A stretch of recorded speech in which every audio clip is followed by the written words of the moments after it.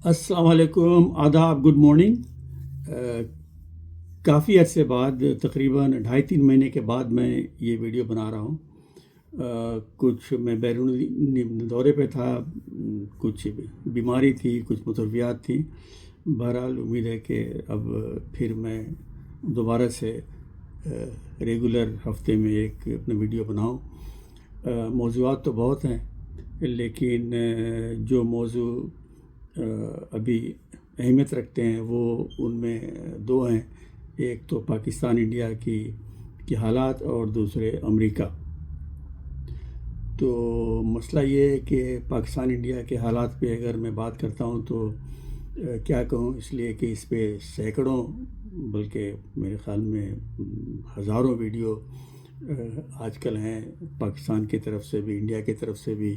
اس میں کیا نئی بات میں کہہ سکتا ہوں، اور اگر امریکہ پہ بناؤ یا کسی اور موضوع پہ تو کسی نے سننا بھی نہیں ہے، اس لیے کہ ساری نظریں آج کل پاکستان انڈیا کی طرف ہے۔ تو چلیں آج پاکستان انڈیا پہ ہی تھوڑی بات کرتے ہیں۔ جو واقعات ہیں وہ تو آپ کو پتہ ہیں، لیکن واقعات میں بھی ظاہر ہے کہ دونوں طرف سے جو چیزیں بتائی جا رہی ہیں اس میں مبالغہ ہے یقیناً۔ اپنی جو سائیڈ ہے اس کو بہت ہی کامیاب اور بہت ہی کیا کہتے ہیں، جسٹیفائیڈ اور نیک دکھایا جا رہا ہے، اور دوسری سائیڈ کو جنگجو اور غلط اور جھوٹے وہ دکھایا جا رہا ہے، جیسا کہ عام طور سے ہوتا ہے۔ یہ جو فینومینن ہے، اس کے لیے انگریزی میں ایک بڑا اچھا ہے لفظ، وہ ہے جنگوئزم، جو بہت ہی اندھی حب الوطنی کہہ لیں یا جنونی وطن پرستی، ہندی میں کہتے ہیں دیش بھکتی۔ تو یہ دونوں طرف یہی دیکھا جا رہا ہے کہ جنگوئزم ہے، جنگجو ہیں دونوں قومیں، اپنی جو طرف ہے اس پہ فدا ہیں، دوسرے کی کھلی مذمت ہو رہی ہے، اور اس میں جھوٹ اور پروپیگنڈا کا سہارا لیا جا رہا ہے۔ جو اپنی پسند کی خبریں ہیں، بے شک وہ غلط ہوں یا اس میں کوئی فیکٹ چیک کیے بغیر اسے آگے بڑھایا جا رہا ہے، اور نفرت پھیل رہی ہے۔ یہ ایک اور ورڈ ہے انگریزی میں جو کہ فرینچ سے آئے، وہ شوونزم۔ اس کا بھی مطلب تقریباً یہی ہے کہ بس اپنی جو طرف ہے، اپنا جو ملک ہے وہ ہمیشہ صحیح ہے، وہ اپنا صحیح بول رہا ہے، اور دشمن جو ہے وہ جھوٹا ہے، مکار ہے، اور یہ دونوں طرف سے ہو رہا ہے۔ لیکن یہ ماننا پڑے گا کہ انڈیا میں یہ کچھ زیادہ ہی ہے، کافی عرصے سے ہے۔ تقریباً مودی کے آنے کے بعد سے یہ جو ٹرینڈ ہے انڈیا میں ہندوتوا، اور اس کے ساتھ جو ایٹیچیوڈ ہے کہ پاکستان کو مار دو، تباہ کر دو، اور جناب ہم پاکستان کو چھوڑیں گے نہیں اور سبق سکھائیں گے، اب ہندوستان جاگ گیا ہے، اس طرح کا جو ایٹیچیوڈ ہے ہندوستان میں ذرا پرانا ہو گیا ہے، اور پاکستان میں تو رہا ہے یہ شروع سے، لیکن اس حد تک نہیں رہا جیسا کہ ابھی انڈیا میں ہے۔ لیکن یہ جو واقعات پچھلے دنوں ہوئے ہیں، اس کے بعد سے پاکستان میں بھی کافی اس پہ نعرے لگ رہے ہیں، کافی حب الوطنی دکھائی جا رہی ہے، اور حب الوطنی تو ٹھیک ہے، لیکن یہ کچھ اندھی حب الوطنی یا جنونی وطن پرستی کا نام میرے خیال میں اس کے لیے صحیح ہے۔ تو یہ بڑے افسوس کی بات ہے، اس کا تعلق نیشنلزم سے ہے۔ ایک اور کہاوت ہے انگریزی میں کہ مائی کنٹری رائٹ اور رانگ، کہ میرا ملک صحیح ہو یا غلط ہو، ہم اس کے ساتھ ہیں۔ اس کا فائدہ اٹھاتے ہیں جو حکمراں طبقے ہیں دنیا میں، ہمیشہ ہر ملک میں اسی طرح پہلی جنگ عظیم ہوئی، اسی طرح دوسری جنگ عظیم ہوئی، اور اب اوکرائن کو دیکھ لیں یا اسرائیل میں دیکھ لیں، اور پاکستان انڈیا میں بھی جو فضا ہے وہ تقریباً ایسے ہی ہے کہ شاید یہ چھوٹے چھوٹے واقعات بڑھ کے ایک بڑی جنگ نہ ہو جائے۔ پاکستان انڈیا کی طرف سے لوگوں کو خطرہ ہے کہ کوئی چھوٹی موٹی غلطی یا غلط فہمی سے کہیں ایسا نہ ہو کہ کوئی نیوکلیائی جنگ ہو جائے۔ بہت ہی زیادہ جنون ہے طاری، اور اس میں بڑے بڑے لوگ جن کو کہ آپ عام طور سے بہت ہی سیریس پائیں گے اور بہت ہی بیلنسڈ پائیں گے، وہ بھی اپنا بیلنس کھو رہے ہیں، انڈیا کی طرف بھی اور پاکستان کی طرف بھی۔ اور بڑا مشکل ہوتا ہے ایسے ماحول میں کہ انسان ذرا نیوٹرل ہو کے، ذرا غیر جانبدار ہو کے حق پرستی کو سامنے رکھتے ہوئے کوئی بات کرے یا سوچے۔ اور یہی وجہ ہے کہ دنیا میں اتنی جنگیں ہوتی آئی ہیں، ہو رہی ہیں، اور شاید آئندہ بھی ہوتی رہیں گی۔ اور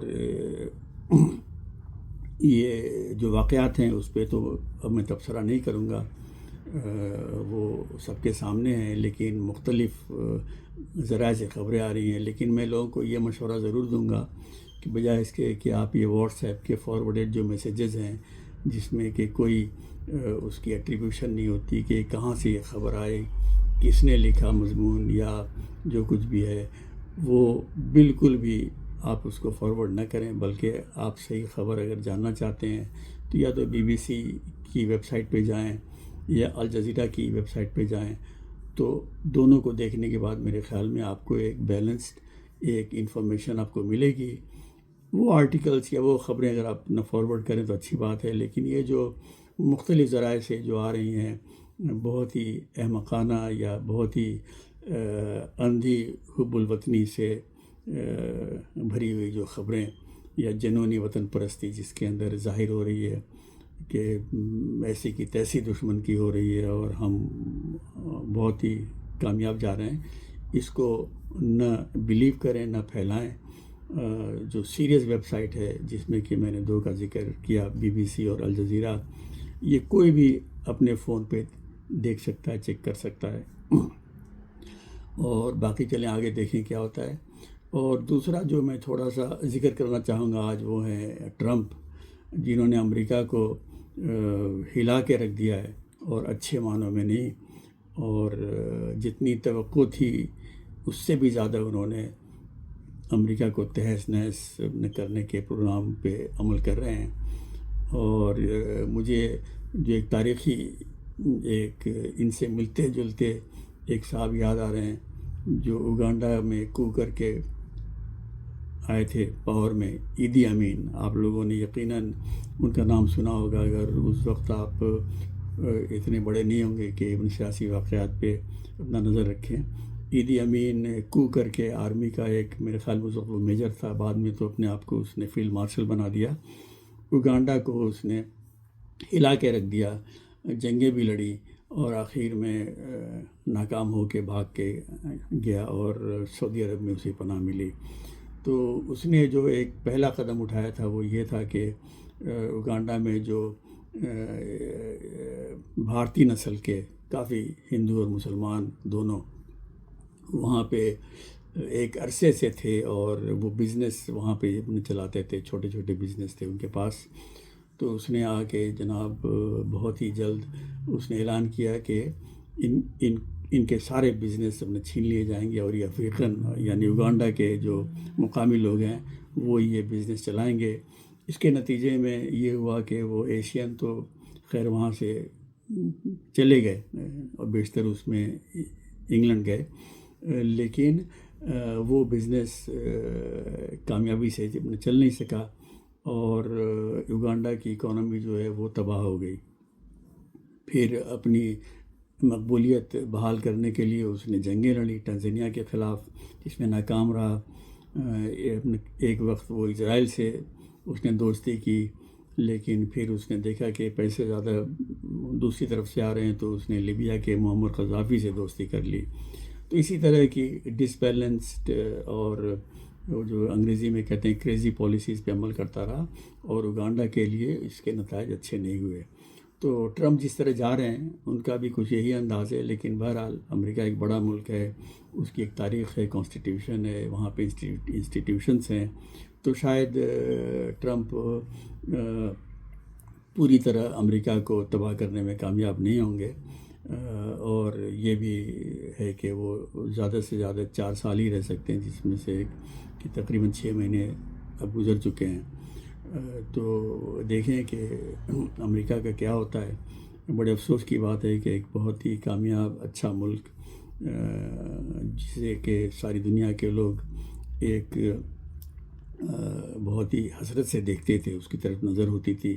بے شک اس کی فورن پالیسی میں کافی ایسی باتیں ہیں جس کی مذمت ہونی چاہیے، لیکن اندرون ملک بہت ہی ایک انصاف پسند ایک اسٹیٹ تھا، لیکن وہاں پہ جو رول آف لا وغیرہ بہت ہی اچھا تھا۔ تو اب اس سے ہٹ کر امریکہ جو ہے بالکل ہی ایک لالیس کنٹری کی طرح وہاں پہ ٹرمپ جو ہیں اسے چلانے کی کوشش کر رہے ہیں۔ یقینی طور پہ وہ لانگ ٹرم میں کامیاب نہیں ہوں گے، لیکن شارٹ ٹرم میں امریکہ کو بہت نقصان پہنچ رہا ہے۔